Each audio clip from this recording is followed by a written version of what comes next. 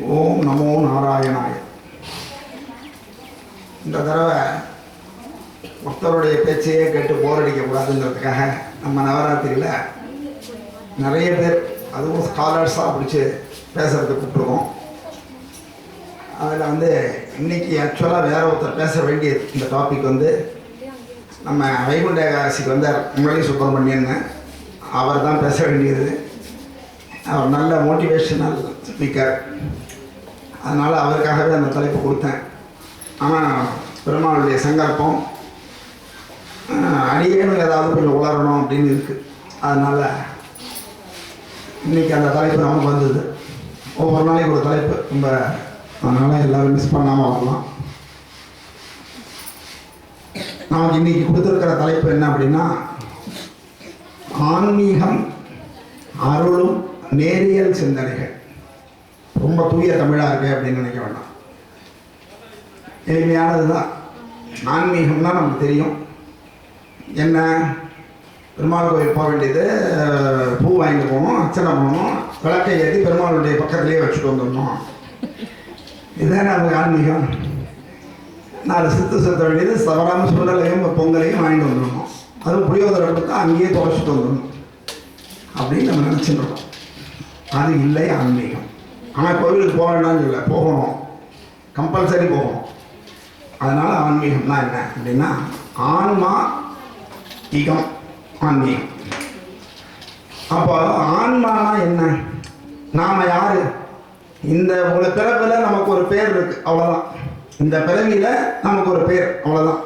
அடுத்த பிறவி அப்படிங்கிறதுல நம்பிக்கை இருக்கிறவர்கள், ஏன்னா இப்போ அப்படி பேச வேண்டியிருக்கு. அடுத்த பிறவின்னு சொன்னால் அது மூட நம்பிக்கை அப்படின்னு தூக்கி உள்ளே வச்சுருவான். அதனால் இது நம்பக்கூடிய கூட்டம். அதனால் திருவள்ளுவர் சொல்லியிருக்கார், வேற யாரும் சொல்லல, எழுமை எழுவிறப்பும் அப்படின்னு சொல்லியிருக்கார். அதனால் நமக்கு பிறவிங்கிறது கட்டாயம் உண்டு. அது அடிக்கடி நான் இங்கே வாழ்றதெல்லாம் சொல்லுவேன். ஒரு சிம்பிளான விஷயம் சொன்னால் போதும், பிறவி இருக்குங்கிறது நமக்கு புரிஞ்சிடும். எப்படி அப்படின்னா, இன்றைக்கி நம்ம ஒரு வேலை செஞ்சுட்டு இருக்கோம். அந்த வேலை பாதியில் நிற்கிறது. எடுத்த வேலையை எல்லாத்தையும் அன்னன்னைக்கே முடிக்க முடியும்னு நம்மளால் சொல்ல முடியாது. அப்போது ஒரு வேலை இன்றைக்கி பாதியில் நிற்கிறது, அது முக்கால்வாசி செஞ்சு நிற்கிறதுனா, அந்த வேலையை எப்பொழுது செய்வோம்? நாளைக்கு தான் செய்ய முடியும். அப்போ நாளைக்கு நம்ம வரணுமா வேண்டாமா? அப்போ இன்னைக்கு விட்டு போன விஷயங்களை நாம் செய்யணும் அப்படின்னா நாளைக்கு நாம் வரணும். இன்னைக்கு நாளைக்குங்கிறது நமக்கு புரியுறது. இந்த ஜென்மாவில் நாம் செய்ய முடியாமல் விட்டு போன விஷயங்கள் நிறையா இருக்கும். அப்போது அதை எப்படி நிறைவு பண்ணுறது? அப்போ அடுத்த பிறவி எடுத்து அதை சரி பண்ணியாகணும்.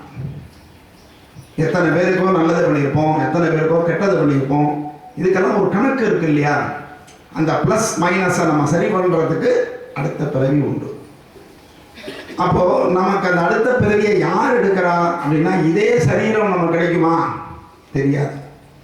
இதை விட பெஸ்ட்டு சரீரம் கிடைக்கலாம், அல்லது இதை விட ஒர்ஸ்ட்டு சரீரம் கிடைக்கலாம். ஆக நாம் செய்திருக்கிற கர்மாவை பொறுத்து தான் நமக்கு அடுத்த ஜென்மம். இப்போ மனுஷனாக பிறந்துட்டோங்கிறதுனாலேயே இதற்கு மேல் ஜென்மாதான் அடுத்தாப்பில் கொடுப்பான்னு நம்ம நினச்சி கர்வப்படக்கூடாது. உனக்கு மனுஷ ஜென்மம் கொடுத்துருக்கிறதே நீ ஒழுங்கா நேர்மையா தர்மப்படி வாழ்ந்து உன்னுடைய ஜென்மாவை காப்பாற்றிக்கோன்னு சொல்கிறான். கீழேந்து மேலே வர்றது ஈஸி, ஆனால் மேலே வந்தப்புறம் அந்த மேலேயே நிலச்சி நிற்கிறதுங்கிறது கஷ்டமான விஷயம். அது மாதிரி ஜென்மா தான் மனுஷ ஜென்மா. மனிதனாக பிறந்தவர்கள் நாம் இன்னும் நல்லதை செஞ்சு எல்லாருக்கும் எவ்வளவு நல்லது செய்ய முடியுமோ செஞ்சு முடிஞ்சால் மனுஷனாக இருக்கணும். இல்லைன்னா அதுக்கு மேல் என்ன உண்டோ அதுக்கு போக பார்க்கணுமே தவிர கீழே திரும்பி போயிடக்கூடாது. இந்த பரோட்டா பூரி மாதிரி ஒரு திருப்பி முதலேருந்து ஸ்டார்ட் பண்ணுறேன் அப்படின்னு ஆரம்பிச்சிடக்கூடாது ஜென்மாவை. இப்போவே எத்தனை ஜென்மா கடந்து நமக்கு இந்த ஜென்மா கிடச்சிருக்கோ தெரியல. அதுலேயும் கூன் குருடு நீங்கின்னு சொல்லி அவையார் பாடுறான். நல்ல விதமாக படைச்சிடறான். நம்ம இதுக்கே நமக்கு பெருமாளை குறை சொல்லிட்டு இருக்கோம், எனக்கு என்ன இவ்வளோ கஷ்டத்தை கொடுக்குற, கஷ்டத்தை போய் பாரு, அங்கே இன்னும் கஷ்டங்களை மூட்டையை வச்சுட்டு பல பேர் காத்துன்னு இருக்காங்க. ஒரு தடவை நம்ம நாடகம் கூட போட்டோம், என் மூட்டை பெருசா ஓ மூட்டை பெருசான்னு. அப்போது இந்த ஆன்மா தான் நமக்குள்ளே இருக்க. அந்த ஆன்மாங்கிறது வெறும் உயிர்னு மட்டும் சொல்ல முடியாது. ஆன்மாங்கிறது தான் நம்ம நிலையானது. அந்த ஆன்மாவுக்கு அழிவு கிடையாது. இப்போ இந்த உலகத்தில் இந்த ஜென்மத்தில் நாம் உடம்புல அது இருக்குது, அடுத்த ஜென்மத்தில் அது வேற ஒரு உடம்பை பெருமாள் கொடுப்பார். அந்த உடம்புக்குள்ளே போய் அந்தந்த காரியங்களை பெருமாள் நியமனப்படி செய்கிறது. அப்போ பெருமாள் நியமனப்படி செய்யும் பொழுது நமக்கு என்னடா பாரம் அப்படின்னா, முழுக்க முழுக்க டோட்டல் சரண்டர் அப்படிங்கிற முறையில் ஆத்ம நிவேதனம் சொன்னோம் இல்லையா, அது மாதிரி நம்ம இருந்துட்டோம்னா அப்போ எல்லா பொறுப்பையும் பெருமாள் ஏற்றுவோம். ஆனால் குதிரை கொள்ளுன்னா வாயை திறக்கும், கடிவாளம்னா வாயை முடிக்கிற மாதிரி நம்ம சௌக்கியங்கள் சந்தோஷங்கள் வரும்போது எல்லாம் அவன் செய்யணும் சொல்லிவிட்டு அப்புறம் கட்டம் வரும்போது மட்டும் ஐயோங்கிறது, வெற்றி அடையும் போது நாமன்னு சொல்லிக்கிறது, தோல்வி அடையும் போது மட்டும் பெருமாள் மேலே பாரத்தை போடுறது. அப்படி இருக்கக்கூடிய நமக்கு பெருமாள் பொறுப்பாக மாட்டான், நாம தான் பொறுப்பு. அதுக்கு தான் 6 அறிவை கொடுத்துருக்கோம். அந்த 6வது அறிவை பயன்படுத்தி நீ செய்யணும். அப்போ இகம்னா என்னன்னா பரம் 2 இருக்கு இந்த உலகத்துல. இகம் ஒன்று, பரம் ஒன்று. இகம்ங்கிறது இந்த உலகத்துல நம்ம வாழக்கூடிய வாழ்க்கை. பொருளிலாருக்கு இவ்வுலகம் இல்லை. அதனாலதான் எல்லாரும் காசு காசு காசுன்னு மாறிடும். ஆனா இந்த காசெல்லாம் நம்மளை காப்பாற்றாது. காசு இல்லாதவர்களும் காப்பாற்றப்படுகிறார்கள், காசு இருக்கிறவர்களும் போய் சேருகிறார்கள். கோடி கோடியா சொத்து வச்சுருக்கிறவா நிலையா இருக்க முடிகிறதா? இல்லை அவளுடைய வியாதி எல்லாம் குணமாயிடுறதா? கிடையாது. அப்போ நம்ம அதை நம்பிட்டு இருக்கோம். அந்த பேப்பர் தான் மரியாதை நம்ம நினைச்சிட்டு இருக்கோம். அது தப்புங்கிறது புரியும் பின்னாடி.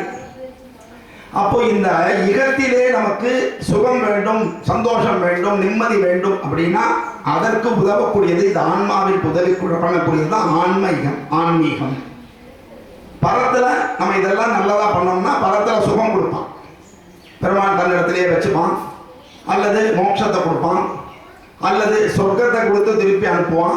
இது நம்ம செய்யற கிரேடேஷனை பொறுத்தது. சொர்க்கம் வேற, மோட்சம் வேற.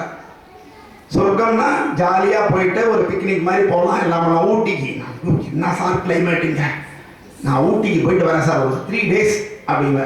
4வது நாள் திருப்பி இதே குளத்தில் இந்த வெயிலில் தான் நீங்கள் உட்கார்ந்து ஆகணும். இதுதான் சொர்க்கத்துக்கு போயிட்டு வர ட்ரிப். சொர்க்கத்துக்கு போனீங்கன்னா அங்கே போய் சந்தோஷமாக இருப்பீங்க. திருப்பி பேக் டு பெவிலியன். இதை நீ பண்ண பாவத்தை புண்ணியத்துக்கு ஏற்ப ஒரு ஜென்மாவை கொடுத்துருவான். இங்கே திருப்பி இழுப்ப செட்டில் வரிபட வேண்டியதான். அப்போ நமக்கு சொர்க்கம் தேவையா, மோட்சம் தேவையா? மோட்சம்னு கேட்டவுடனே கிடைச்சிருமாங்க. அதுக்கு முயற்சி பண்ணும். அந்த முயற்சி பண்ணுறதுக்கான பயிற்சி தான் ஆன்மீகம். அதனால வெறும் சடங்குகள் சம்பிரதாயங்கள் மட்டும் ஆன்மீகம் அல்ல. அதை நம்ம புரிஞ்சுக்கணும். சரி, நேரியல் சிந்தனை அப்படின்னா என்ன? எதை நினைச்சாலுமே நம்ம இந்த செட்டு போடும்போதே நம்ம என்ன நினைக்கிறோம்னா, கரண்ட் ஃபுல்லாக போயிடுதுன்னா என்ன பண்ணுறது, மழை கொட்டிடுத்துனா என்ன பண்ணுறது, கரெக்டாக இதை போடுறோம். முதல் நாள் ஆஞ்சநேயர் வந்துட்டார். இத்தனை நாள் ஆஞ்சநேயரே ஏரியாவில் இல்லை வந்துட்டார், தட்டி விட்டார்னா என்ன பண்ணுறது? இப்படி நமக்கு நெகட்டிவாகவே தோணிட்டு இருந்ததுன்னா எப்படி நம்ம முன்னேறது, எப்படி நம்ம ஒரு காரியத்தை செய்ய முடியும்? அதனால அந்த சிந்தனைகள் வரக்கூடாது. நமக்கு எப்போவுமே நேரியல் சிந்தனைனா பாசிட்டிவான திங்கிங் இருக்கணும். நடக்கும், பெருமாள் காப்பாற்றுவார், கோலு நன்னா நடக்கும். நாமளா உடைச்சா தான் பொம்மை உடையுமே தவிர தானா உடையாது. அதெல்லாம் நம்ம தெரிஞ்சுக்கலாம். அதனால நீ பயப்பட வேண்டாம். ஆஞ்சநேயர் வரமாட்டார், வந்தாலும் ஜாக்கிரதையாக இருப்பார் அப்படிங்கிறதாக நினைச்சுன்னு வைக்கிறோம். அது நடத்தி கொடுப்பேன். வேண்டிக்கணும், ஐயா உன்னை நம்பி வச்சுட்டேன், நீ தான் ஐயா நடத்தி கொடுக்கணும் அப்படின்னு கேட்டென்றால் அந்த தான் நேரியல் சிந்தனை. நம்ம ஒரு குழந்தை கர்ப்பத்தில் உருவாகும் பொழுது நம்ம என்ன நினைக்கிறோம்? அழகான குழந்தையா, நல்ல குழந்தையா, அறிவான குழந்தையா நமக்கு பிறக்கும். இந்த நம்பிக்கை தானே ஒவ்வொரு தாயும் வச்சுட்டு இருக்கா. 99.4% அது நடந்துடுறது. ஏதோ கொஞ்சோண்டு அந்த இடங்கள்ல கொஞ்சம் ஏதாவது இடத்துல, மற்றபடி எல்லாரும் நல்ல விதமாக. இன்னும் சொல்ல போனால் இப்போ தான் ஹாஸ்பிட்டல் பீரியாடிக்காக போயிட்டு இருக்கிறதெல்லாம். முன்னாடியெல்லாம் வீட்டிலேயே தான் குழந்தை பார்ப்போம், எல்லாம் சுகப்பிரசவம் தான். இப்போ தான் உடனே கத்தி தான் கையில் எதுக்கு எடுத்தாலும் பரவாயில்ல, ஏதோ ஒன்று காலத்திற்கேற்ப நல்ல விதமாக தாயும் செய்யும் நலமாக இருக்கிற மாதிரி நமக்கு எடுத்தால் போரும் அப்படிங்கிறது நம்ம வந்துடுத்து நல்ல குழந்தையாக போகிறோம். அதனால தான் கர்ப்பத்தில் இருக்கிறச்சே நல்ல விஷயங்களை கேட்கணுங்கிறது. கேட்டால் அதற்கு பலன் உண்டு, சந்தேகமே வேண்டாம். அப்படி இருக்கும் பொழுது இந்த நேரியல் சிந்தனைங்கிறது தான். சில பேர் கேட்பார்கள், சார் ரொம்ப நல்லவர் சார், ஆனால் பாருங்க அந்த பெருமாள் அவரை எப்படி சோதிக்கிறார் பாருங்க, கஷ்டத்தை தவிர எதுவுமே இல்லை சார், அவ்வளோ கஷ்டப்படுறாரு, ஆனால் நல்ல மனுஷன் அப்படின்னு சொல்லுவாங்க. கேள்விப்பட்டிருவாங்க. இன்னொருத்தரை பார்த்தேன்னா பரம அயோக்கியனா இருப்பான். அவன் அவ்வளவு சௌக்கியங்கள் சந்தோஷங்கள் பணம் பதவி எல்லாம் வந்துட்டு. நான் பணம் பதவி இருக்கிறவரை அயோக்கியன்னு சொல்லலை, நல்ல வார்த்தையை நோட் பண்ணோம். அயோக்கியனா இருக்கிறவன்ட்டு அது வரலாம் அப்படின்னு சொல்லி. அதாவது இது ப்ராபபிலிட்டி மாறுறது.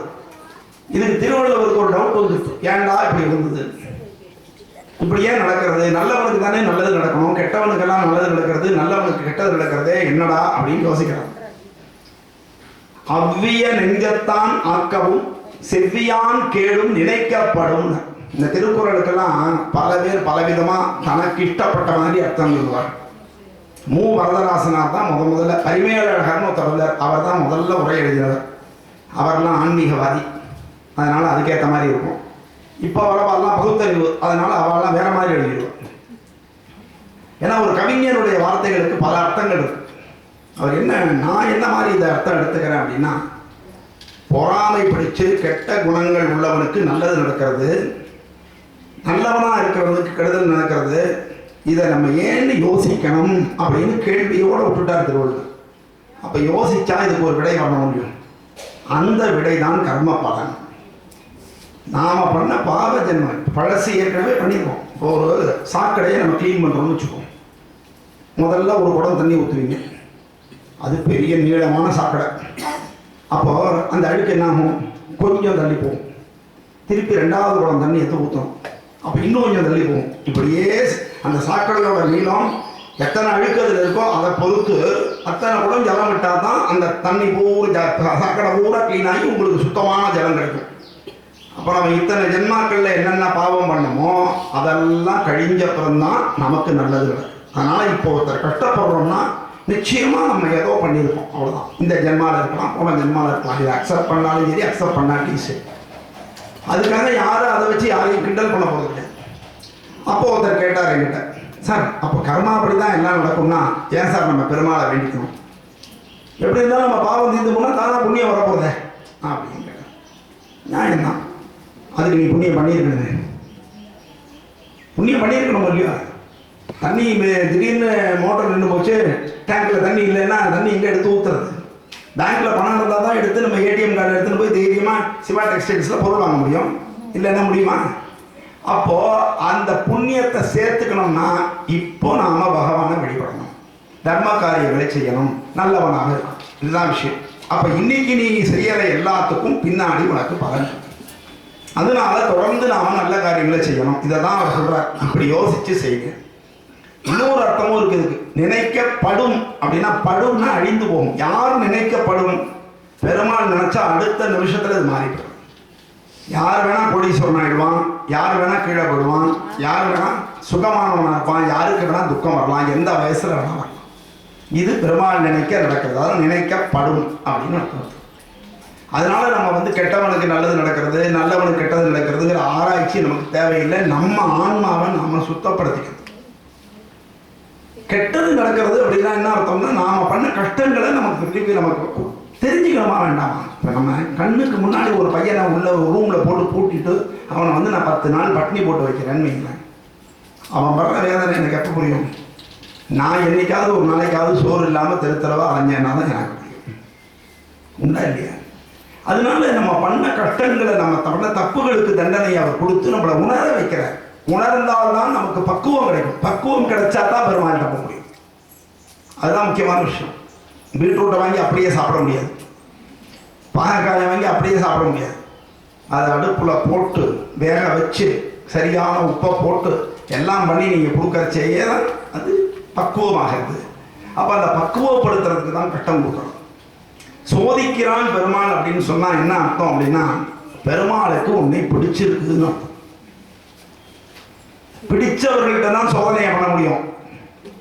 ஒரு படத்தில் சொல்லுவோம், என்னப்பா அவனை நம்பி வந்தவனை நீ ஏமாத்துறிய அப்படின்னா, நம்பாதவனை எப்படா ஏமாத்துறது? நம்பி வந்தவனை தான் ஏமாற்ற முடியும், அதனால் நம்பாதவனை ஏமாற்ற முடியாது அப்படின்னு சொல்லுவோம். அது மாதிரி பிடிச்சிருக்கவருக்கு, அதனால தான் உங்ககிட்ட வர. ரெண்டாவது, இப்போ நான் ஒரு போஸ்ட்டுக்கு ஒரு ஆஃபீஸில் ஒரு போஸ்ட்டுக்கு செலெக்ஷன் பண்ணுறாங்க. செலெக்ஷன் பண்ணும்போது என்ன செய்வாங்க?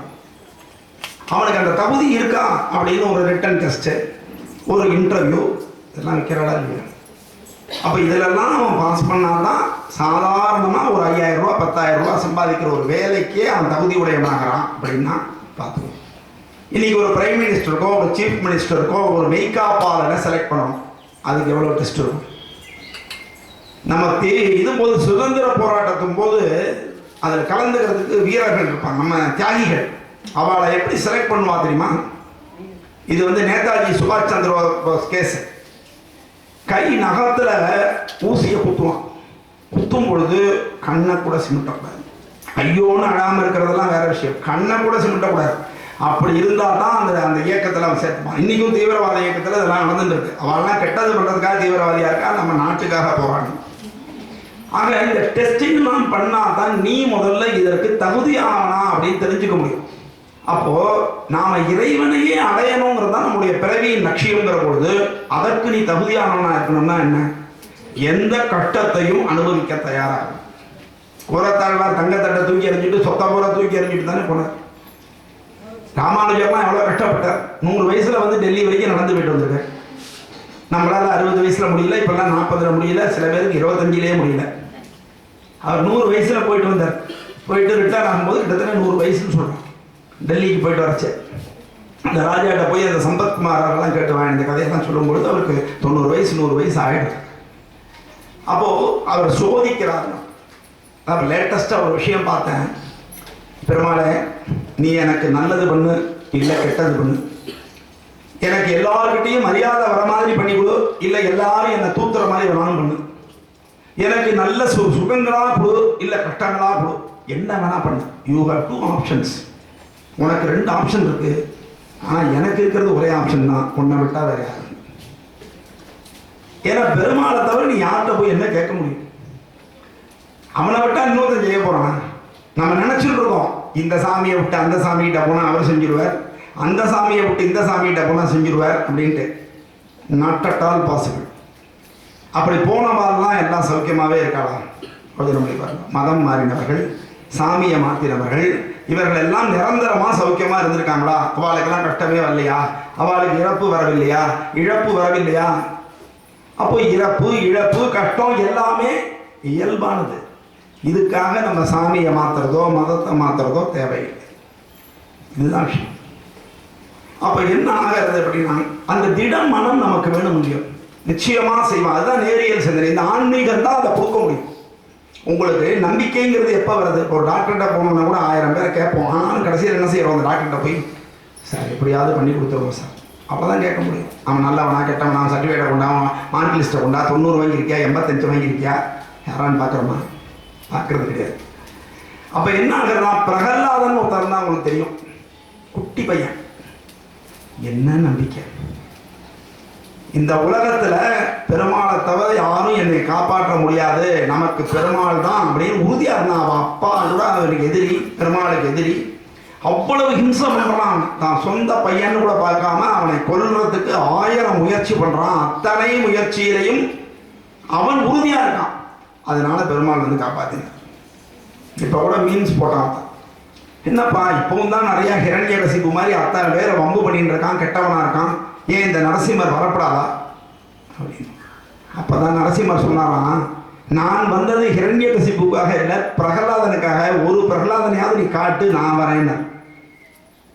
அவர் வந்தது ஹிரண்யகசிபுவை கொல்றதுக்கு இல்லை, கொல்லணும்னா இருந்த இடத்துல இருந்து சக்கரத்தை விட்டுறதே தீர்ந்து போகிறான். இதுக்கு நேரில் வரணும்னு என்ன இருக்கு? அதனால அவர் நேரில் வந்தது யாருக்காக அப்படின்னா பிரகலாதனுக்காக வந்தாரே தவிர ஹிரண்யகசிபுக்காக வரவில்லை. அப்போ அந்த பிரகலாதனுக்கு எவ்வளவு ஒரு பாசிட்டிவ் திங்கிங் இருந்திருக்கணும். பெருமாள் வருவார் கேட்கிறான், அப்பா எந்த தூண்லடா இருக்கான், இந்த தூண்ல இருக்கானா அந்த தூண்ல இருக்கானான்ட்டு. அப்ப உள்ள பெருமாள் என்ன பண்றாராம், ஒவ்வொரு தூணுக்கும் தாவி தாவி போய் நிற்கிறாராம். இந்த குழந்தை எந்த தூணை காட்டுமோ அதில் நான் இல்லாமல் போய்விட்டால் நம்பிக்கை துரோகமாகிவிடும். அதுதான் பெருமாள் நேரியல் சிந்தனைங்கிறது. தொட்ட தொட்ட இடந்தோறும் தோன்றானாகில் என்னுயிர் யானே வாய்ப்பல் அப்படின்னு சொல்றான் பிரகலாதன். அவன் நான் காட்டிய இடத்திலே, தொட்ட இடத்திலே அந்த நரசிம்மர் தோன்றவில்லை என்று சொன்னால் நீ என்னடா என்ன கொள்றது, நானே என் உயிரை மாய்த்துக் கொள்கிறேன். அந்த நம்பிக்கை, இந்த நம்பிக்கையை யார் கொடுத்தா? ஆன்மீகம் கொடுத்தது. இதுதான் ஆன்மீகம். சபை போன் கால் கிடையாது, டிவியில் மெசேஜ் கிடையாது, ராமருடைய பயணத்துக்கு சார்ட் கிடையாது. ஆனால் ராமர் வருவார் அப்படின்னு உட்காந்து தினந்தோறும் கனிகளை பறித்து அதை சுவைத்து பார்த்து, இந்த மரத்தில் உள்ள கனி பல பேர் எச்சல் கனி கொடுத்தான்னு சொல்வா. எனக்கு அதில் உடன்பாடு இல்லை. பரவாயில்ல, எச்சில் பண்ணி பார்த்துட்டு அந்த அந்த கொத்துல இருக்கிற கனிகள் எடுத்து வச்சுப்பான்னு நான் நினைக்கிறேன். என்னை பொறுத்தவரை அதை பெருமாள் ஏற்றுக்கொண்டார். வந்து தேடி வந்து ஏற்றுக்கொண்டார். நம்பிக்கை. சபரிக்கு என்ன நம்பிக்கை? Positive thinking. வருவார் வந்தாரா இல்லையா? ஆண்டாள் எடுத்துக்கிறேன், ஊரே சிரிக்கிறது. அந்த பொண்ணு சொல்லி தடகா என்னை பார்த்து சிரிச்சாங்க அப்படின்ட்டு. பெருமாளைத்தான் கல்யாணம் பண்ணிப்பேன்னா கூட்டிட்டு போனோன்னு சேர்த்துட்டாரா இல்லையா? ஆகையினால் அந்த உறுதி, அந்த நம்பிக்கை. சீதாதேவி எடுத்துக்கோங்களேன், ராமர் வருவார்னு எப்படி இருப்பான்றது. ஆனால் ராமரே கேட்குறாரு, நீ வந்து ஒரு குலத்தில் பிறந்த பெண், இந்த மாதிரி இன்னொருத்தன் தூக்கி வந்துட்டான், நீ இன்னும் உயிரோடு இருக்கேங்கிறது. அப்போதான் சொன்னா, நான் இறந்து போகணும்னா எப்போ வேணா இறந்து போயிடலாம், அப்போ உங்கள் பழி போகுமா? சும்மா கேட்கறது, இதெல்லாம் ஊருக்காக கேட்கறது. உடனே ராமரை போல புருஷா இருக்கக்கூடாது அப்படின்னு நம்மளால ஒரு அறிக்கை விடும். இதான் கட்டியே திங்கி ஹரிச்சந்திரன் நாடகத்தை பார்த்துவிட்டு இதுலேருந்து நீ என்ன கற்றுக்கிற, சரி உண்மை பேசணும் எவ்வளோ கஷ்டம் வந்தாலும் அப்படின்னு சொல்லுவான்னு எதிர்பார்க்கலாம். அவசரத்துக்கு பொண்டாட்டியை வைக்கலாம். அதுதான் நம்ம புத்தி. எந்த ஒரு கதையை சொன்னாலும் அந்த கதையில உள்ள நெகட்டிவை மட்டும் எடுத்துப்பான். நம்மளால பாசிட்டிவ் எடுக்கணும்னு தெரியாது. கதைகளை ஏன் சொன்னாங்கன்னா, கதை நடந்துதா நடக்கலையா நமக்கு தெரியாது. நடந்திருக்கலாம், நடக்காம இருக்கலாம், அதெல்லாம் விட்டுருங்க. ஆனால் அந்த கதையின் கரு என்ன, அதுலேருந்து உனக்கு என்ன சொல்ல வராங்க. இந்த பிரகலாதன் கதையை கேட்டால் உனக்கு என்ன தெரியணும்? நம்பினால் பெருமாள் வருவார். சபரியை கேட்டால் நம்பினால் பெருமாள் வருவார். சீதையை கேட்டால் நம்பினால் பெருமாள் வருவார்.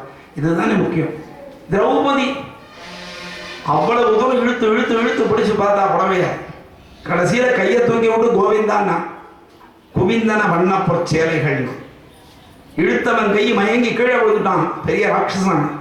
ஒரு பொண்ணுடைய மானத்தை எப்படி காப்பாத்திருக்காரு பாருங்க க்ஷண நேரத்தில்.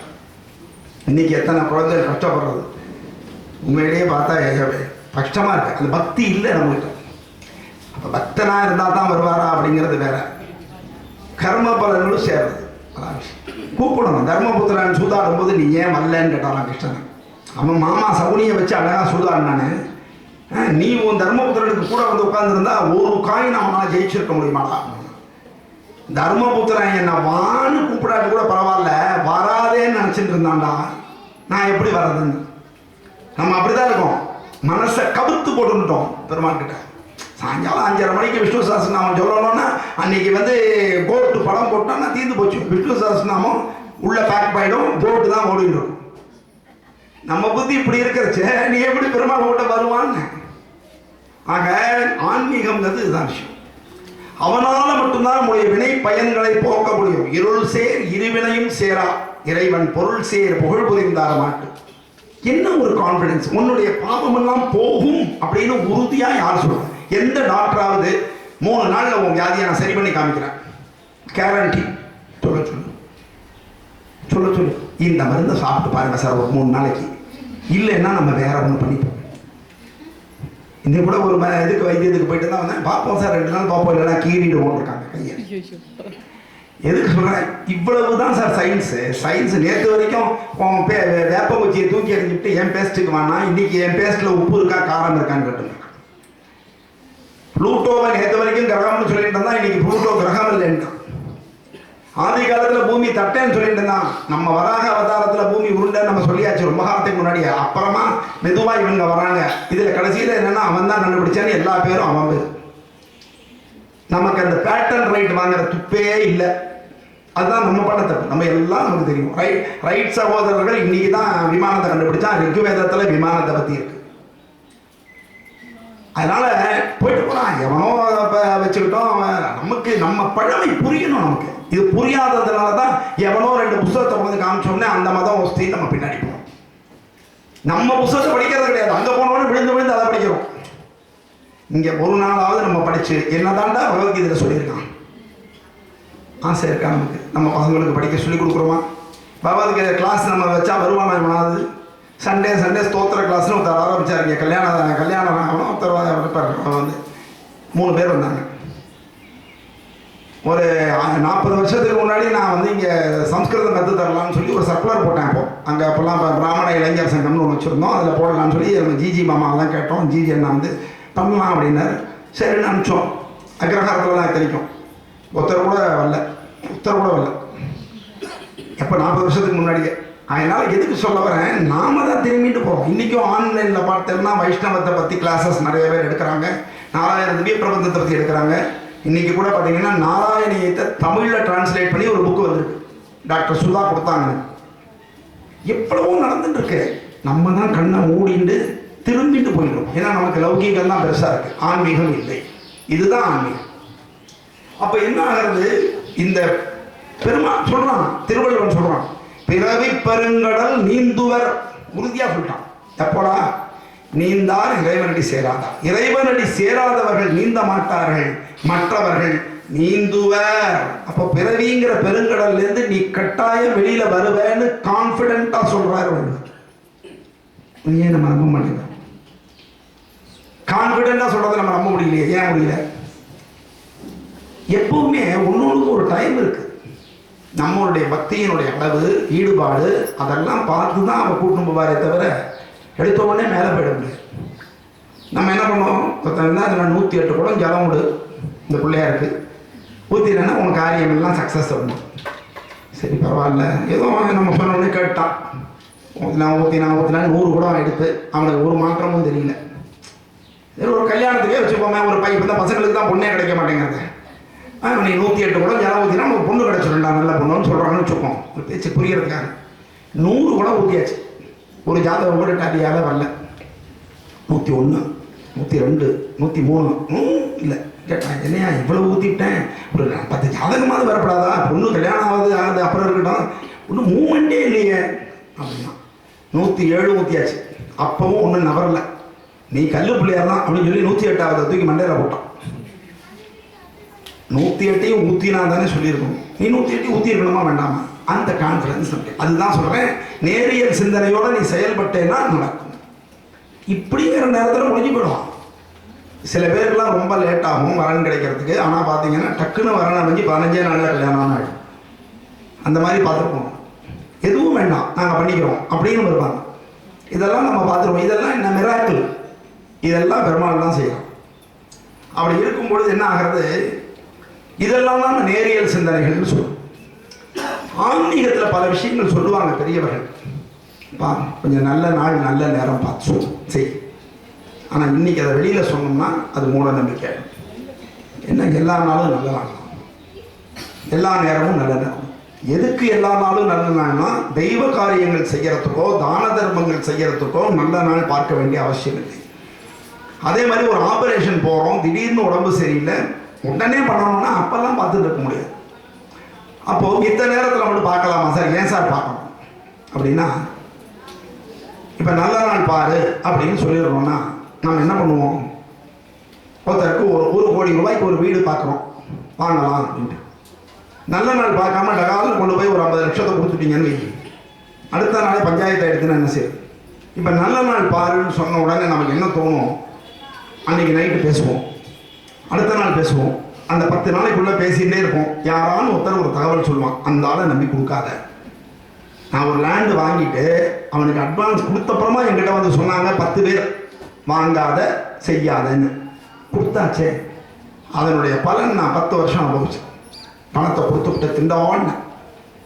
அப்போது இதெல்லாம் எதுக்கு வச்சுருக்காங்கன்னா, திங்க் பண்ணுறோம். எண்ணி துணிக கருமம், துணிந்தவன் எண்ணுவோம் என்பது இழுக்கு. முடிச்சாச்சு, எண்ணிட்ட முடிஞ்சிருச்சு அப்படின்னா அதுக்கப்புறம் எண்ணுறதுக்கு டைம் இல்லை. ஸோ இந்த நல்ல நாள் நேரம் பார்க்கும்போது நமக்கு கொஞ்சோண்டு டைம் கிடைக்கிறது, அதுக்குள்ளே நம்ம சுதாரிச்சுக்கலாம். அதுதான் விஷயம்.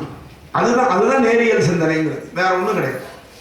அதே மாதிரி இன்னொன்று சொல்லுவான் பாருங்க, பொய் சொன்னால் சாமி வந்து கண்ணை குத்திடும். சொல்லியிருக்கோமா சொல்லலையா? இதை நம்பின வரைக்கும் நம்ம பொய் சொல்ல பயந்தோம். எந்த சாமிடா வந்து குத்துது அப்படின்னு கேட்க ஆரம்பித்தோம். அன்னிலேருந்து பொய் மட்டும்தான் பேசிட்டு இருக்கோம். இப்போ என்ன சாதிச்சுட்டீங்க? உண்மையை சொல்லி என்ன சாதிச்சிங்க? பொய் சொன்னால் சாமி குத்தும்னு நம்பின பொழுது நாம் யோக்கியனாக இருந்தோம். சாமி குத்தாதுன்னு சொல்லி கொடுத்துட்டீங்க, அவனை எப்படி இனிமேல் உண்மை பேச விட்டீங்க? அப்போ இது மூட நம்பிக்கைன்னு நினைக்கிறதா, ஒரு நல்லவனை கெடுத்ததாக நினைக்கிறதா? ஒரு கேன்சர் பேஷண்ட் கிட்ட கூட எடுத்தோடனே உனக்கு இவ்வளவு தூரம் கேன்சர் இருக்குன்னு டாக்டர் சொல்லக்கூடாதுங்கிறான். நிதானமாக சொல்லணும். அப்போது ஒரு குழந்தைய வந்து நீ பொய் பேசினாலும் ஒன்றும் ஆகாது அப்படின்னா, இப்போ ஒன்றும் ஆகாது, ஆனால் பின்னாடி அதனுடைய விளைவுகள் அவமானங்களை சந்திக்க வேண்டியிருக்கும். ஊரில் பேர் கெட்டு போகும், நம்முடைய குவாலிட்டி போயிடும். இந்த ஆளை நம்ப முடியாதுன்னு முடிவெடுப்பான். பொய் பித்தலாட்டங்கிறது நமக்கு நிரந்தரமான நன்மை கிடையாது. இந்த தியரியை நான் குழந்தைகளுக்கு உட்காந்து எல்கேஜியில் சொல்லிக் கொடுக்க முடியுமா? அதுக்கு தான் நான் என்ன சொன்னேன், பொய் சொன்னால் சாமி கண்ணை குத்தும். ஐயோ அவன் கண்ணு முக்கியம்டா, சாமி குத்தி குத்துனா என்னடா பண்ணுறது, பயம்தான் பொய் சொல்லாமல். இப்படி தான் நம்ம இன்னொன்று சொல்லுவோம், பொய் சொன்ன வாய்க்கு போஜனம் கிடைக்காதுன்னா. பொய் சொல்லிட்டே ஹோட்டலில் சாப்பிட்டுருக்கேன் நான், எனக்கு எப்படி போஜனம் கிடைக்காது? இப்படியெல்லாம் பேசி பேசி பேசி நம்ம சமுதாயத்தில் பொய்யும் பித்தலாட்டத்தையும் மலிந்து போக வைத்து விட்டாங்க. நீங்கள் ராமாயணத்தையே எடுத்துட்டீங்கன்னு வைங்க, ஏன் பல பேருக்கு ராமரை பிடிக்கிறது இல்லைன்னு நினைக்கிறீங்க? அவர்கிட்ட இருக்கிற 3 குணம் பிடிக்கல. ஒன்று, ஒரு இல் ஒரே பொண்டாட்டியோட காலம் பூரா வாழ்ந்துட்டார், அது பல பேருக்கு பிடிக்கல. ஏன்னா இப்போ பல பேருக்கு இந்த குவாலிட்டி இல்லை, அதனால ராமரை எக்ஸாம்பிளாக எடுத்துக்க முடியாது. அடுத்தது ஒரு வில், அந்த வில்லுங்கிறது அடுத்தவனை அடிக்கிறதுக்கு இல்லை, சரணாகதி கொடுக்கறதுக்காக. அதுவும் இப்போ கிடையாது. நம்ம யாரையும் காப்பாற்ற தயாராக இல்லை, நம்மளை காப்பாற்றிக்கிறது பெரிய வேலையாக இருக்குது. அப்புறம் ஒரு சொல், ஒரு வாக்கு கொடுத்தான்னா அந்த வாக்கு தான், உண்மையை தாண்டி எதுவும் பேச மாட்டான். ஒரு தட்டை சொல்லும் பொழுது, சார் பத்திரமெல்லாம் பார்க்கணும், பத்திரம் அவர்கிட்ட பார்த்து வாங்கிக்கணும், ரைட்டு. நாணயம் உள்ளவனுக்கு பத்திரம் தேவையில்லை, நாணயம் இல்லாதவனுக்கு பத்திரம் இருந்தும் பிரயோஜனம் இல்லை. இன்னைக்கு எத்தனை கோவில் சொத்துக்களை பட்டா போட்டு எத்தனை பேர் ஏமாற்றி வாங்கிட்டு இருக்காங்களே, நடந்துட்டு இருக்கா இல்லையா? இந்த கவர்மெண்ட் அந்த கவர்மெண்ட்லாம் நான் சொல்லலை, ஏன்னா அதெல்லாம் இல்லைம்மா. நாளைக்கு நான் அப்படி 9 நாளைக்கு நான் இங்கே இருக்கணும். அதனால பட்டா போட்டு விற்றுருக்காங்களா கேள்வியா? இது என்ன நியாயம்? இப்போ கண்டுபிடிச்சிட்டு இருக்காங்க ஒன்றுன்னா, அதெல்லாம் வெளியில் வருமோ வராதோ தெரியாது. அதே மாதிரி கோவில் சொத்தை குத்தகைக்கு விட்டுருக்காங்க, ரொம்ப கம்மியான அடிமாட்டு விலைக்கு குத்தகை. நம்ம வீட்டு வாடகையை நம்ம ஓனராக இருந்தோம்னா வருஷத்துக்கு 5% ஏற்றுறோம். ஆனால் கோவில் நிலங்களுக்கு வருமானத்தை ரொம்ப கிட்டத்தட்ட 3000-4000 ஏக்கருக்கு வெறும் சொற்ப தொகையை வச்சு நிர்ணயம் பண்ணியிருக்காங்க. அதுதான் கோவில். இப்படி இருந்தால் கோவிலில் பெருமாளுக்கு எப்படி நைவேத்தியங்கள், பெருமாளும் ஆகட்டும் சிவனாகட்டும், எல்லா கோவில் சொத்துலையும் பிரச்சனை. இப்போ இதை நம்ம மீட்கணுமா வேண்டாம்? நம்ம கோவிலை பராமரிக்கிறதுக்காக ராஜாக்கள் எழுதி கொடுத்த சொத்து இது. ஒன்றும் யாரும் இது பண்ணல, யாரோ டோனர். அந்த சொத்துக்கும் இது இவங்களுக்கும் சம்மந்தம் கிடையாது. அப்படி இருக்கும் பொழுது நாம் அதை நிர்வாகம் பண்ணணுமா வேண்டாம்? அதனால் என்ன ஆகிறது அப்படின்னா, நம்ம சில விஷயங்களை பெருமாள் மேலே வாரத்தை போட்டு ஆன்மீக கருத்துக்களை சொன்னால்தான் நமக்கு தைரியம் வரும், அதை நம்ம செய்யணுங்கிற எண்ணம் வரும், நம்பிக்கை வரும். அது இல்லைன்னா நம்பிக்கை வராது. அதுதான் முக்கியமான விஷயம். ஒன்றும் இல்லை, ஒரு சாதாரண விஷயம் சொல்கிறேன் கேட்டுக்கோங்க. டெய்லி பஸ்ஸில் போகிறீங்க, பஸ்ஸில் ஏறி உட்காருறீங்க. யாராவது அந்த டிரைவருக்கு ஓட்ட தெரியுமா, லைசன்ஸ் இருக்கா, இதுக்கு முன்னாடி ஆக்சிடென்ட் பண்ணியிருக்கானா, இப்போ கண்ணு சரியாக இருக்கா, ஐ டெஸ்ட் என்னைக்கு எடுத்தான், கை கால் நர்வஸ் வீக்னஸ் இல்லாமல் இருக்கா, தண்ணி போடாமல் இருக்கானா, இதெல்லாம் பார்க்குறோமா? ஏறி உட்காந்து டிக்கெட் வாங்கிட்டோம்னா அடுத்தாப்புல உல்லாசமாக தூங்கிடுவோம், இல்லைன்னா அரட்டை அடிச்சுன்னு வருவோம், ஃபோன் கட்டுன்னு வருவோம், செல்லு எதையோ பண்ணிட்டு வருவோம். கவலையே பட மாட்டோம். அந்த டிரைவரை நம்ம பர்ஃபெக்டாக நம்புகிறோம். குழந்தைகள்லாம் என்ன பண்ணுறது, முழுக்க முழுக்க அவள் அம்மாவை தான் நம்புறது. பசிக்கிற நேரத்தில் அவள் சோறு போடுவாள், சும்மா வேணும்னா கொஞ்சோண்டு அழலாம், அவ்வளோதான். மற்றபடி எல்லாம் பார்த்துக்கலாம். ட்ரெஸ்ஸு அவள் தான் சாய்ஸ், எல்லாம் ரைஸு. கடைசியில் நமக்கு ஒருத்தனை செலக்ட் பண்ணும்போது மட்டும் தான் அம்மா அப்பா பிடிக்காது. அப்போ மட்டும் வேலை பெரிய வாழ ஆகிடுவான், நாம்ளே தேடிக்கணும். இது வரைக்கும் நமக்கு செஞ்ச அம்மா அப்பா தேவையில்லை. அந்த மாதிரிலாம் செய்யக்கூடாது, ஓகேவா? எதுவாக இருந்தாலும் அம்மா அப்பா மூலமாக தான் நடக்கணும், அப்போ தான் நமக்கு சிறப்பு. அப்படி அது மாதிரி இந்த மாதிரி நம்பிக்கையை ஒரு சாதாரண ஒரு டாக்டர்கிட்ட போறீங்க, அந்த டாக்டர் எக்ஸ்பர்ட்டாக நமக்கு தெரியல. வேலைக்கே நம்ம ஆள் எடுத்துன்னு ஏதோ ஒரு வேலைக்கு நம்ம வைக்கிறோம், அவளெல்லாம் எக்ஸ்பர்ட்டாக தெரியாது, யாருக்கிட்டையுமே தெரியாது. ஆனால் நம்ம அவளெல்லாம் முழுசாக நம்புகிறோம். ஆனால் நிச்சயமாக நமக்கு நல்லது செய்வான்னு நினைக்கக்கூடிய பெருமாளை மட்டும் நம்ப மாட்டோம். அந்த நம்பிக்கையை நம்ம வளர்த்துக்கிறதுக்கு தான் ஆன்மீகம். அதுதான் சொல்கிறேன், நிச்சயமாக நம்பினார் கெடுவதில்லை அப்படிங்கிறது தான் பெருமாளுடைய முக்கியமான வாக்கு. அதுதான் சொல்கிறார் பகவத்கீதையில். பெருமாள் என்ன சொல்கிறார், நீ கடமையை செய், பலனை எதிர்பார்க்காத. உடனே நம்மால் அப்போ சம்பளம் வாங்காமல் வேலை செய்ய எப்படி போது பாருங்க. இதுதான் நெகட்டிவ் திங்கிங்கிறது. உன்னை யார் சம்பளம் வாங்காமல் வேலை செய்ய சொன்னான்? சம்பளமே குறிக்கோளாக இருக்காத. அதுதான் சொல்கிறேன், சம்பளமே குறிக்கோளாக இருக்காத. வேலை செஞ்சால் சம்பளம் வேணும் இல்லைங்கள, சாப்பாடு வேணும் இல்லைங்கள, ஆனால் அது தானாக கிடைக்கும். ஒருத்தர் 3 பேர் சிற்பி இருந்தான். 3 பேரும் ஒரே சிலையை வடிச்சிருக்கான், சுவாமி சிலை. போய் ஒருத்தர் கேட்குறார் முதல் சிற்பிக்கிட்ட, என்னப்பா பண்ணுற அப்படின்னு கேட்டார். ஏதோ வயிற்று பழப்ப பார்க்குறேன். அந்த சிற்பி என்ன சொன்னார், ஏதோ வயிற்று பழப்ப பார்க்குறேன்னு. ஓகே. 2வது சிற்பிக்கிட்ட போனார், நீ என்ன செய்கிறார்? நல்ல கலை வண்ணத்தோடு சேர்ந்த ஒரு சிலை செய்து கொண்டு இருக்கிறேன். ஆயக்கலை 64 வர மாதிரி அருமையான ஒரு சிலை, கண்ணு பேசும், உதடு சிரிக்கும், இப்படியெல்லாம் ஒரு சிலை நான் செஞ்சிட்ருக்கேன் அப்படிங்க. 3வதாக போனார், நான் என்னுடைய தெய்வத்திற்காக சிலை வடிக்கிறேன். இதில் எவன் சிறப்பானவன்னு பார்ப்போம். வயிற்று பொழப்புக்கு பண்ணுறவன் கடமைக்கு செய்கிறான், 2வது வரவன் கர்ப்பத்துக்கு செய்கிறான், தன்னுடைய ஆர்ட் அதுதான் இருக்குது. ஆனால் 3வது செஞ்சவன் தான் ஆத்மார்த்தமாக செய்யக்கூடியவன். எந்த வேலையை செஞ்சாலும் ஆத்மார்த்தமாக செய்யும். நமக்கு மேலே சூப்பர்வைசர் யாரோ இல்லை, நம்மளை யாரும் வேவு பார்க்கல, நம்மளை யாரும் கண்காணிக்கலைன்னு நம்ம நினைக்க வேண்டாம். எப்பவுமே நம்ம கண்காணிக்கப்படுறோம். அதை கண்காணிக்கிறவன் யாருன்னா ஆண்டவன். அவன்கிட்டேருந்து ஒழிய முடியாது, அவன்கிட்ட ஒளிவு மறைவு கிடையாது. அதுதான் கிருஷ்ணர் கோபிகைகளுடைய வஸ்திரத்தெல்லாம் அபகரம் பண்ணி பண்ணாரு. அந்த சீன் என்னன்னா, பெருமாளிடத்திலே நீ ஒளிவு மறைவோடு இருக்க முடியாது. அந்த தத்துவம் தான் நான் சொல்கிறோம். இவன் உடனே கிருஷ்ணர் எல்லா துணியும் தூக்கின்னு போயிட்டான். எத்தனை வயசில்? 6 வயசில். அவன் காமாந்தகன். இது நம்ம பெரிய அறிஞர்கள்லாம் சொல்லியிருக்கிற விஷயம். 6 வயசு குழந்தையா இருக்கிறச்சே கிருஷ்ணர் பண்ண பால லீலை அது எதுக்காக பண்ணார் அப்படின்னா, இந்த தத்துவத்தை உணர்த்துவதற்காகத்தான். பெருமாளிடத்திலே ஒளிவு மறைவோ பொய்யோ வஞ்சனையோ கிடையாது. நீ யாரை வேணா ஏமாத்தலாம், அவனை ஏமாற்ற முடியாது. மனுஷாளுக்குள்ள ஏமாத்திக்கலாம், பொய் சொல்லலாம், ஏமாத்தலாம். ஆனால் அவனை ஏமாற்றவே முடியாது. 24/7 நம்மளை வாட்ச் பண்ணிட்டு இருக்கோம். அதுதான் உண்மை. அந்த நம்பிக்கை தான் நம்மளை நேர்படுத்தும். அந்த நம்பிக்கை இருக்கணும். நம்ம தான் பெருமாளே இல்லைன்றோம். எதுக்காக அதை சொன்னோம்? அப்போ தான் நம்ம நிம்மதியாக இருக்க முடியும், தப்பு பண்ண முடியும். முன்னாடியெல்லாம் பார்த்தோன்னா இந்த லாகிரி வஸ்துக்களை உபயோகப்படுத்துகிறவாரெல்லாம் பார்த்தா, லாகிரி வஸ்துலாம் தெரியுமா? சிகரெட் பிடிக்கிறது, தீர்த்தம் சாப்பிட்றது, புகையில எல்லாம் போடுறதெல்லாம் பார்த்தோன்னா மறைஞ்சின்னு போடுவாங்க, ஒளிஞ்சிப்பான். பெரியவா யாரும் முந்திர போகிறான் அப்படின்னு. இப்போ என்ன, அவனுக்கு நாம் ஒளிஞ்சின்னு போயிடணும். ஐயோ நம்ம பார்த்தோம்னா நம்ம அவன் நிறுத்தலைன்னா நமக்கு எல்லாம் மரியாதை போச்சுட்டு நாம் ஒளிஞ்சிடுவோம். முன்னாடியெல்லாம் காவேரிக்கு குளிக்க போனோம்னா குளிச்சுட்டு வரவங்களுக்கு, குளிக்காமல் வரவங்க வழிவிடுவாங்க. இப்போ நாம் ஒதுங்கி இருக்கணும். குளிச்சுட்டு வரவங்க நம்ம மடியாக இருக்கணும்னா நம்ம தான் ஒதுங்கி இருக்கணும். அப்படி மாறி போச்சு. இந்த மாற்றத்தை வேண்டுமென்றே நம்ம மேலே திணிச்சிருக்காங்க. அதான் விஷயம். அந்நியர்களுடைய ஆட்சியில் இதெல்லாம் கேவலம், இதெல்லாம் கேவலம் அப்படின்னு சொல்லி கொடுத்து நம்ம என்ன பண்ணோம்? நம்முடைய பண்பாடுகளை பூரா இழந்தாச்சு, நேரியல் சிந்தனைகளை பூரா இழந்தாச்சு. உன் சாமி ஒன்றும் பண்ண மாட்டார், என் சாமி தான் ஒன்றும் பார்த்து பண்ணுவார். உன் சாமி என்ன பண்ணார் சொல்ல முடியாது. நம்ம அந்த சுவாமியை யாரையும் மட்டமாக பேச போகிறது இல்லை, நமக்கு அது நோக்கமும் இல்லை. ஆன்மீகத்தை நம்புறவன் எல்லா தெய்வத்தையும் நம்புறான். அந்தந்த தெய்வம் அவரவர்களுக்கு நல்லது பண்ணும், அவ்வளோதான். நாம் நம்ம ஏற்றுக்கொள்ளணும் அவசியம் இல்லை. அதனால பகவத்கீதையில் என்ன சொல்லியிருக்காருன்னா, கடமையை செய், பலனை எதிர்பார்க்காது. இதுக்கு என்ன விளக்கம் அப்படின்னா, இப்போ நமக்கு கீர்த்தனை அம்மாவே வச்சுக்கோங்க, கர்ப்பமாக இருக்காங்க. கர்ப்பம் ஆகிறதுக்கு முன்னாடி அவங்க கண்டிஷன் போட முடியுமா? எனக்கு ஆம்பளை பிள்ளை பிறந்தாதான் நான் கர்ப்பமாவேன் சொல்ல முடியுமா?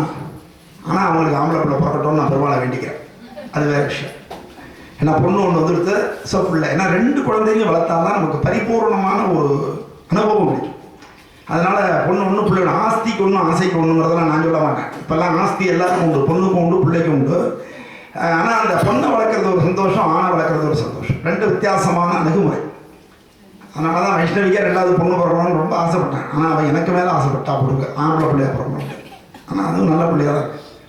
எதுக்கு சொல்கிறேன்? அந்த கண்டிஷன் நம்மளால் போட முடியாது. சரி, நம்ம ஸ்கூலில் இன்டர்வியூ வைக்கிறோம், டீச்சர் வராங்க, வரும்போதே எனக்கு வேலை கிடைச்சாதான் இன்டர்வியூ போவேன் சொல்ல முடியுமா? முடியாது. அது மாதிரி தான் ஒன்றுமே. ஒரு டாக்டர்கிட்ட போகிறோம்னா போன உடனே எனக்கு வியாதி சரியாக போகணும்னா அந்த டாக்டர்கிட்ட போகிறேன், இல்லைன்னா அவர்கிட்ட போக மாட்டேன். அதைத்தான் சொன்னார் கிருஷ்ணர். நீ பலனை எதிர்பார்க்காத, உன் கடமையை கரெக்டாக செய், பலன் தானாக வரும். என்ன பலன் அவன் கொடுக்குறானோ அதை ஏற்றுக்கொள். ஏனென்றால் உன்னை விட அவன் அறிவாளி.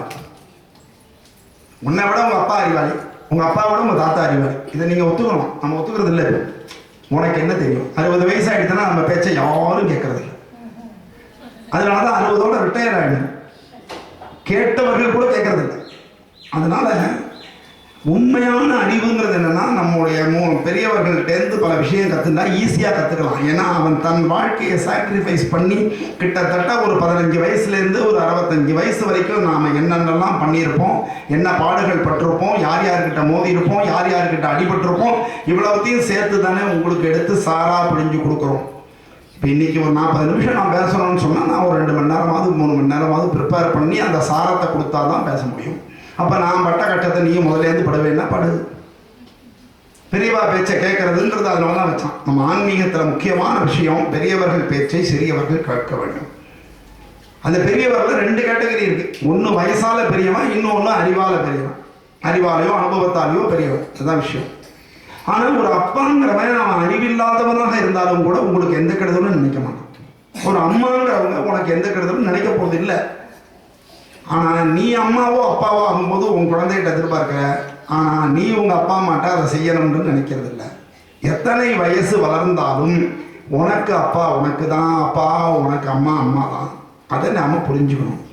அதுலேருந்து ஆச்சாரியன், அடுத்தது ஆச்சாரியன் சொல்கிறத கேட்கணும். கேட்டால் நம்ம நேரியலான வாழ்க்கை, நல்ல வாழ்க்கை வாழ முடியும், நம்பிக்கை வரும். ராமானுஜருக்கே ஒரு சந்தேகம் வந்துட்டு, எனக்கு மோட்சம் கிடைக்குமா கிடைக்காதா? அப்புறம் உனக்கு தான் அடியார்களுடைய சம்பந்தம் இருந்தால் உண்டு அப்படின்னோடனே அவருக்கு மோட்சம் கிடைக்கணும்னு எனக்கும் கிடைக்கணும்னு புதுச்சாரான் ராமானுஜர். உண்டா இல்லையா? அப்போ எவ்வளவு, அப்போ ஆச்சாரிய சம்பந்தம் எவ்வளவு முக்கியம். ஆச்சாரியன்கிறவன் நெறிப்படுத்துறவன், அதுதான் ஆச்சாரியன், வேற ஒன்றும் கிடையாது. அவன் வந்து நம்மளை நேர்படுத்துவான், இப்படித்தான் போகணும், இப்படித்தான் வாழணும், இப்படித்தான் இருக்கணும்னு சொல்லுவான். இந்த நேரியல் சிந்தனைகள் நமக்கு ஏற ஏற ஏற நம்முடைய பேட்டரி சார்ஜ் ஆகிட்டே இருக்கும். சார்ஜ் ஆகும்போது நம்மளால் கெடுதலே பண்ண முடியாது. கெடுதல் பண்ணாட்டி நான் நல்லது இல்லை. அதான் சொன்னார், எப்போ பார்த்தாலும் நம்ம இதை செய்ய முடியாமல் தடுக்கிறது என்னென்னா, அன்றாடம் நமக்கு வகரக்கூடிய கவலைகள். இந்த கவலைகளை பற்றி ஒருத்தன் சொன்னான். எப்பா, கவலை 2 வகைப்படும். ஒரு பிரச்சனையை பிரச்சனை வந்தால் தானே கவலை வரப்படுது. பிரச்சனை வராத போது எவனா கவலைப்பட போகிறான்னா, 3 வேளையும் சாப்பாடு, நல்ல டிவி பார்த்துட்டு ஜாலியாக உட்காந்துருக்கோம், பிள்ளைகள்லாம் ஜாலியாக படிக்கிறது, விசிராந்தியார் மாதிரி இருந்தால் எவன் கவலைப்பட போகிறான்? அப்போது இந்த கவலை ஏன் வருது? ஏதோ பிரச்சனை வருது. சரி, பிரச்சனையில் 2 வகை இருக்கு. ஒன்று, அந்த பிரச்சனை உன்னால் தீர்க்கக்கூடியதாக இருக்கும், இல்லைன்னா தீர்க்க முடியாமல் இருக்கும். இப்போ நாளைக்கே இந்தியாவில் மிலிட்ரி ரூல் கொண்டு வரணும் அப்படின்னு நான் நினைக்கிறேன்னு வச்சுக்கோங்க. இது என்னால் முடியுமா? நான் ஒருத்தர் நினைச்சு பண்ண முடியாது. அப்போ இது என்னால் தீர்க்க முடியாத பிரச்சனை. நாளைக்கு வத்த குழம்பு சாப்பிடணும்னு நினைச்சா அந்த பிரச்சனையை என்னால் தீர்க்க முடியும். அப்போ இந்த வத்த குழம்பு சாப்பிட்றதுக்காக நான் இன்னைக்குலேருந்து கவலைப்படுறதா, என் ஒய்ஃப் செய்வாளா மாட்டாளா அப்படின்னு நான் ஏன் கவலைப்படணும்? தீர்க்கக்கூடிய பிரச்சனை, இதுக்கு நீ கவலைப்பட வேண்டிய அவசியம் இல்லை. தீர்க்க முடியாத பிரச்சனைக்கு நீ கவலைப்பட்டு என்ன ஆப்போகுது? நடக்க போதா? இப்போ நாளைக்கே என் ஒய்ஃப் ஐஸ்வர்யா ராய் மாதிரி இருக்கணும்னு ஆசைப்பட்டேன்னா நடக்குமா? அதை விட அழகா இருக்கா, அது வேற விஷயம். இருக்காங்க. அப்போ என்ன சொல்றேன் நானு, தீர்க்க முடியாத பிரச்சனைக்கு நீ கவலைப்பட்டு ஒன்றும் ஆக போவதில்லை. தீர்க்கக்கூடிய பிரச்சனைக்கு கவலைப்பட வேண்டிய அவசியம் இல்லை. அப்ப ஏன் கவலை வருது? அதை எடுத்து குப்பை தொட்டி மாதிரி ஏன் மனசுக்குள்ள போட்டுக்கிற? அந்த கவலையை எப்படி ஒழிக்கிறது? ஒரு பூட்டு தயாரிக்கிறாங்கள, பூட்டு விலைக்கு வாங்கிட்டு வரீங்களா? நீங்க என்னைக்காவது வெறும் பூட்டு வாங்கியிருக்கீங்களா? 3 செட்டு சாவி, அப்பவும் 3ஐயும் தொலைச்சுட்டு திண்டாடுவோம். 3 செட்டு சாவி வாங்கிட்டு வரும் பூட்டு. அப்ப பூட்டு என்று ஒன்று இருந்தால் சாவின்னு ஒன்று இருக்காது. பிரச்சனைன்னு ஒன்று இருந்தால் தீர்வுன்னு ஒன்று இருக்கத்தான் செய்யும். அதற்கான பொறுமை நமக்கு வேணும். அந்த பொறுமையை எது தருது அப்படின்னா ஆன்மீகம் தெரியும். சிறு வயது முதலேருந்தே நீங்க ஆன்மீகத்தில் இருக்கோம். திடீர்னு 50 வயசுல போய் நான் பெருமாளை பிடிக்கிறேன்னா பிடிக்க முடியாது, அது போலித்தனமாக தான் இருக்கும்.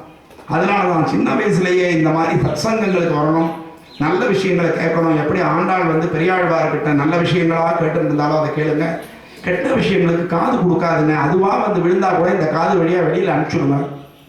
இப்படியெல்லாம் செய்தீர்கள் என்று சொன்னால் ஆன்மீகமானது நம்மை நல்ல பாதையில் இட்டு செல்லும். ஆன்மீகத்தில் வந்து முதுமையில் சொல்ல விரும்புகிறேன், இளமையில் கூட உங்களுக்கெல்லாம் நீங்கள் வீரமாக இருப்பீங்க, வேலையெல்லாம் செஞ்சுட்டு இருப்பீங்க, அதனால உங்களுக்கு பொழுது போயிடும். அப்புறம் முதுமை ஆயிடுத்துன்னா ஒன்றும் யாரும் உங்கள்கிட்ட பேசக்கூட மாட்டாங்க. அவளுக்கு வேலை, அதாவது பேசக்கூடாதுன்னு நினச்சிக்கிட்டு பேசாமல் இருக்கிறது சில ஃபேமிலி. பல ஃபேமிலியில் பேச முடியாமல் போயிடும், அவங்களுக்கு பிஸியாக இருப்பாங்க. ரெண்டாவது, நம்ம பொறுமையாக கேட்டுருப்போம். நம்ம காலையில் எங்கள் வீட்டிலேயே எங்கள் அப்பா இருப்பார், அவருக்கு எல்லாத்தையும் கேட்கணும்னு ஆசைப்படுவார். ஆனால் எங்களுக்கு சொல்கிறதுக்குள்ள தாவு தீர்ந்துடும், எந்த ரகசியமும் வச்சுக்க முடியாது. நான் சொன்னேன்னா எங்கள் தெருவுக்கே கேட்டுரும் அந்த. அதனால் அவர் கேட்கணும்னு ஆசைப்படுவார். அப்புறம் நான் சூப்பராக தான் சொல்லணும். எதுக்கு சொல்ல வரேன், இப்போ முதுமைன்னு வரும்பொழுது அவர் பேச்சு ரொம்ப குறைஞ்சி போச்சுட்டோம். வெரி ஆக்டிவாக இருந்தவர், ரொம்ப ஆக்டிவ். இன்னைக்கு என்னாச்சு, அப்போ அவருக்கு என்ன பலம்? இப்போ எது அவரை காப்பாற்றோன்னு நினைக்கிறீங்க? காத்தால் எழுந்து குளிச்சுட்டாருன்னா கிடுன்னு சுந்தர வேண்டாம், விட்டு சுவாசனாமோ அது இதுன்னு படிப்பார். அப்புறம் ராமஜபம், ராமநாமம் எழுதுவார். திருப்பி சாயங்காலம் மரம் திருப்பி அதை படிப்பார். தன்னை ஒரு பக்குவப்படுத்தி வச்சுட்டு இருக்காரு. அப்படி ஒரு பக்குவம். இன்னும் சொல்ல போனால் எங்கள் வீட்டில் அதிகமாக சம்பாதிக்கிறவர் அவர் தான். ஆனால் அதிகமாக அமைதியாகவும் அதே நேரத்தில் அக்கறையாகவும் இருந்து தன் பொழப்பை ஓட்டுறாருன்னா அவர்கிட்ட இருக்கிற அந்த ஆன்மீகம் தான் அவரை செய்ய வைக்கிறது. அந்த நேரியல் சிந்தனைகள் தான் அவரை கொண்டு போயின்னு இருக்கு. அது மாதிரி நாமளும் ஆன்மீகத்தை நிறைய கையில் கொண்டு அதை நேர்மையான ஆன்மீகமாக இருக்கணும். சம்பிரதாயங்கள் சடங்குகள் பந்தாலாம் நம்ம வச்சுக்கக்கூடாது. கடவுள்கிட்ட போகிறச்சே ஈகோவே இருக்கக்கூடாது. இப்படி இருந்து அதெல்லாம் வாழ்க்கையிலையும் கொண்டு வரணும். அப்படி கொண்டு வந்தால் நிச்சயமாக அந்த ஆன்மீகத்திலே நமக்கு நேரியல் சிந்தனைகள் கிடைக்கும். அந்த நேரியல் சிந்தனைகள் நம்முடைய வாழ்க்கையை நேர்கோட்டிலே கொண்டு செல்லும். நாம் நிச்சயமாக உயரடைவோம் என்று சொல்லி இந்த நிலையிலே நிறைவு செய்கிறேன். நாராயண நாராயணன்.